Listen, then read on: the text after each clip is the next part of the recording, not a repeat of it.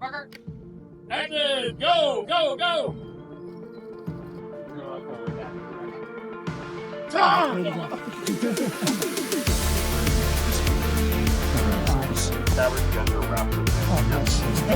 Yeah.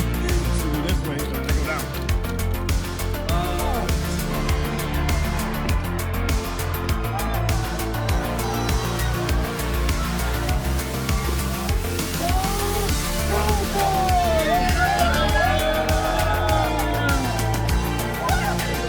Sean has changed teams. Great, all the fighters are great. Oh, that's been the best part of the day. Very nice.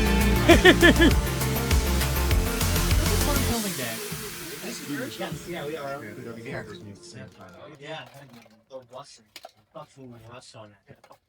It's so sad.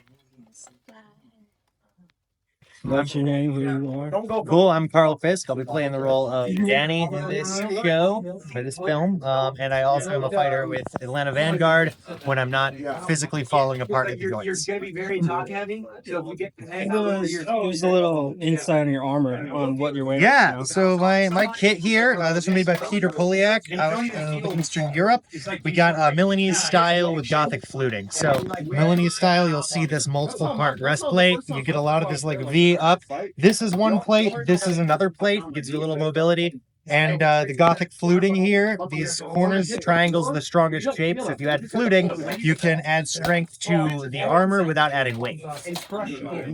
Yeah, so it's this would be late 15th century, late 14th. Oh. Anybody new coming to the sport, what advice would you give to them? Get a big gas tank. Fill up that gas tank, because the number of fighters, I have fought people who I have beaten in pro fights who are better technically than I am, but it doesn't really matter how good your technical skills are if, you know, a minute into the 90-second round, you can't hold your arms up anymore. So I've faced a lot of good people who lit me up for the first 30 seconds, but then I just got a free heavy bag for a minute. So you gotta, fill up that gas tank, train, endurance. Okay. All right. We're day 3 of filming this BUHURT-Short film, and how are you feeling about it so far? So far, I'm feeling great about it. This is like the perfect intermingling of my career path as an actor and my passions as an armored combat fighter. I actually got started in armored combat because I was doing fight choreography in New York at the time, and I wanted some real-world experience, and I fell in love with it, so I kept doing it. And this was like the perfect storm of like, we need a guy who's experienced as an actor and hold down a scene, but who can also like move like a fighter and knows historic combat and has armor. Here I am. Better person. Yeah, I'm waiting for Lord of the Rings to wake up and hit me up. Yeah, I got your armor. You don't want to use your budget IKEA armor? Got you, fam. Don't go to Party City. Hit me up. Today we have. My name is Stephen Galligan. I am the captain of the Fort Lauderdale Storm. I've been in the sport as well as the captain of the sport of Fort Lauderdale for about 3 years now. Right in the middle of COVID, which is not fun. But you know, being the oldest team in Florida, it's a lot of fun. I love the sport. It's hot, so you have to really love it to do it. Tell us some of the skills and techniques to learn in this sport. You know, There's a lot more than just like swinging for the fences. Swords are not bats. You can use axe as a bat, but not a sword. There's a lot of like body movement that you need to be doing to. It's all about efficiency. If I'm just using my shoulders, I'm gonna burn out my shoulder. I get super tired next round. If I put my body into it, I'm using multiple muscle groups to get a faster strike with less energy, because you're using your whole body as well as momentum with your wrists and your hands. okay. There's footwork. If you cross your feet and you're gonna push, of course you're gonna fall. So you need to have a solid stance, and where your feet are will determine like how you back to twist your body. You know, if your foot is in the wrong place, you'll torque the knee. It will hurt. If you only use your shoulder when you're striking, you'll hurt your shoulder. There's a lot of like detail level things that you need to know and be aware of in order to be an effective fighter, to be able to continue doing this for a long time. Because I plan to be in the sport until I can't anymore. What type of advice would you get for the people who wants to actually do this sport, who's new to it? You know, It is significantly more cardio than you would ever think. Because like of course, there's a strength aspect. Armor weighs like a full melee kit will weigh 70 pounds in that range, and then you have to fight in that. But if you have no gas, like you have no cardio, you'll fight there for 5 seconds, and then you're just gasping for air, like suffering. So number one, you can't see cardio. You can see muscle, but you can't see cardio. So all the high-level fighters have crazy gas tanks. So that's one thing, stepping in there, Stairmaster, hit exercises, sprints, like suicides, running back and forth. That is how you build your gas tank in the quickest amount of time in order to be able to be effective and competitive at this sport.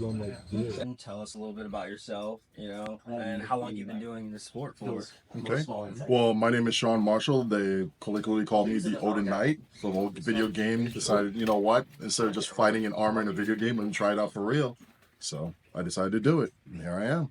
What really got you into this sport, I was looking for something a little bit more traditional as far, over 40 basketball league or something like that. And I was watching a lot of medieval videos because, little nerd hobby of mine.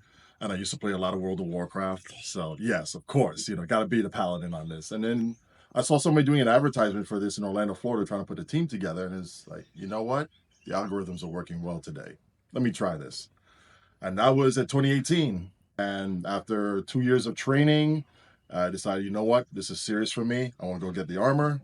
Had my armor made. Got it shipped in 22. And I started fighting ever since. Okay. So you didn't just jump right into it. I didn't just jump right into it. I was way out of shape for something like this. But, I decided if I'm really going to be dedicated to this, I need to at least be able to get into fighting shape. And this is something that is way more intense than I've ever done in any other sport. Played football, basketball, field hockey. Nothing compares to this. Nothing. What advice you would give to them for wanting to do this sport? Be real with yourself. You have to understand where you're coming from and where you want to be. And then after that, make your goals realistic. You don't have to be, I want to be a bodybuilder, a super Hulk, smashing everybody on the team in 2 years. Make your goals incremental and then keep moving that goal after you make it. Because if you don't do that, you'll never do it. You didn't put on the weight overnight, you're not going to get rid of it overnight. Just keep going at it and keep being persistent. I talked to the captain of the Florida team, and he does competitive dueling. Do you do competitive duels, squads, 5v5s, all that? I only do the 5v5 melees and the 10v10s. I have not done dueling or pro fights as of yet. And pro fights is pretty much UFC and armor. I am looking into doing that as well as dueling, but I want to actually learn more of how to use a polearm. I know how to use it based off of bow staff from when I did Taekwondo, but this is something that's another level into that. And you can only score points with this end, not both ends, or else I put a hurt on people using this in melees, no problem. But for point sparring, this is the only end that counts. So I'm learning the finer mechanics of that from a HEMA instructor in Florida. And there's another one in South Florida where Victor, he's really good. And he's going to try to teach me the more advanced techniques for that. But I have to make the trip down there in order to see him. But he's really good down there in South Florida. So Victor, shout outs to you, buddy. What would you give advice or the audience about wanting to be in this sport? What advice would you give them? Any tips and tricks? First, just be involved in the environment. You may not know what you will want to do immediately, or you may think you may know what you want to do immediately. And then once you try it, I'd be like, this is a little too much for me. There are many more aspects to the sport than just getting in armor and fighting. The organization that I'm running in Florida is the Florida Armor Combat Club, and we're trying to incorporate people in all aspects of this. If you want to do audio-visual, if you want to just squire, if you want to do soft kit fighting or mild steel fighting, or if you want to get into armor and fight full contact, we want to make sure we have a venue for you to be able to do that. If you just want to come and hang out and drink mead or beer with everybody else after an event, come on down too. We're more than happy to have you out there. Give us a little insight of the armor that you did wear or you are wearing. So mine is inspired 15th century armor, basically because of the mast. But it's also a Moorish aspect to it. So, the Moors coming from North and East Africa, coming into Italy and into Spain and Portugal, I've had the Italian influence of that, but also a Moorish influence of it as well from some of the earlier armor designs on it. So I wanted to do both. And the spear, very basic weapon, has been since mankind was upright and able to sharpen a stick. The spear has been very utilitarian in its use. You want to stab, you want to hit, you want to whack? Yes. The answer is yes. So all those influences on top of the Italian influence, and I like the barbute. I mean, it's very intimidating. So that's where my armor came from as far as the look and aesthetic of it.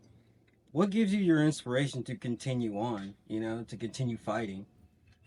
For me, mentally, it's can I survive a real threat? And this is as close to a real threat as possible. So it's an internal test for me. Can I be better than where I was yesterday and the day before? Can I keep conditioning myself to be able to survive whatever comes my way? This is not scripted, so you don't know what your opponent's going to do. And you also may not know how to be able to protect your friend in a situation that's, guy could be bigger than you, he could be smaller than you. How do you handle situations like that? How do you handle them when they're throwing a weapon strike? Are you aware of your surroundings? Somebody could try and blindside you from a corner when you're not paying attention. All these things factor into us being fighters. And I take that internally and say, how can I be more aware? How can I be stronger mentally and physically? How can I be able to protect my teammate if I need to protect them? How I can be more offensive minded to be able to prevent a threat before it even becomes a real threat. All of that comes into play for me. How do you describe BUHURT? Wallop. This is a French term. Sorry. I mean, for me, it is getting into armor, not just for, hey, this is cool, I'm in a heavy metal, but bringing a piece of history back into the forefront of present day. Obviously, we have modern day rule sets, to prevent injury or us killing each other accidentally or intentionally, that sort of thing. But it's like carrying on a tradition of warriors where you still have that primal instinct to fight somebody and bash the heck out of somebody, but you also know it's more refined. There's technique that you can use and you train yourself to be able to use it. And at the end of the day, we want to beat the tar out of each other, but then we're having drinks afterwards and say, you did this to me, this is great, or I beat you here, but here's how you can be better and prevent me from beating you again like that. Because we make our opponents better, we become better in that aspect as well. We want to be able to keep elevating our game every single time we fight each other. For the new people that actually wants to do the things to get up here, to put on the armor, to do that, what would basically be the first step for them, Find a team that's practicing, practice. There are tons of resources out there between YouTube, TikTok, Instagram. You will not be hurting for information. You also get information from us, shameless plug, Google Florida Armor Combat Club. You'll see all the information there. With that aside, anywhere in the continental United States, there's teams. Find them, go to them, train with them. Do your training on your own outside of the team training that you do. Self-discipline is number one. Camaraderie is number two, a very close second. You have both of these, you'll be successful in this. Thank you. Thank you for your time. Thank you very much for your time. Appreciate it.